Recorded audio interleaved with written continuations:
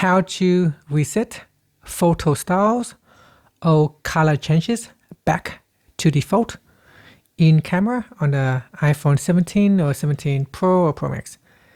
First, let's go back to the home screen. Then open up your camera app.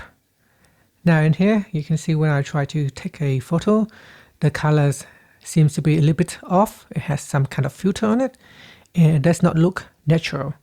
So to reset it back to the default camera settings, what you want to do is swipe up to open up this menu, or you can tap on the more button at the top here. Then go down and tap on styles and then tap on the delete button or the close button. And at the top here as well, you want to go into styles and swipe across and select standard. So that is the default standard style. And then after that, you want to make sure it is in standard mode. We set it back to default. So tap on this button here and we set it back to default, and then you can close it. And that's it. So that's how you can reset your photo styles or color changes back to default on the iPhone 17 series. Thank you for watching this video.